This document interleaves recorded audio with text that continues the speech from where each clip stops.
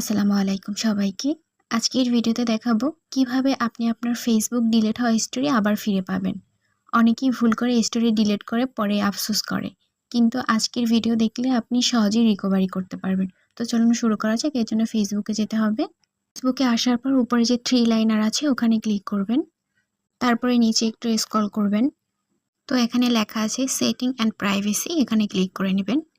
দেন আবারও সেটিং এ ক্লিক করবেন। তো নিচে একটু স্ক্রল করবেন। তো এখানে একটা অপশন আছে অ্যাক্টিভিটি লক, এখানে ক্লিক করে নেবেন। তো তারপরে দেখুন এখানে এসিপ লেখা আছে, এখানে ক্লিক করবেন।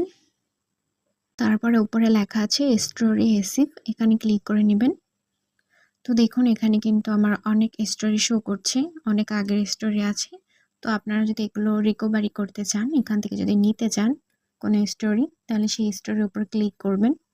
তো হিস্ট্রির উপর ক্লিক করে উপরে যে 3 ডট আছে ওখানে ক্লিক করে নেবেন। তো ক্লিক করার পর এখানে লেখা আছে সেভ টু ইওর ফোন। তো তারপর আপনারা সেভ করে নিতে পারবেন। তো আজকের ভিডিওটি এই পর্যন্তই। ভিডিওটি ভালো লাগলে অবশ্যই লাইক, কমেন্ট, শেয়ার এবং সাবস্ক্রাইব করবেন। আল্লাহ হাফেজ।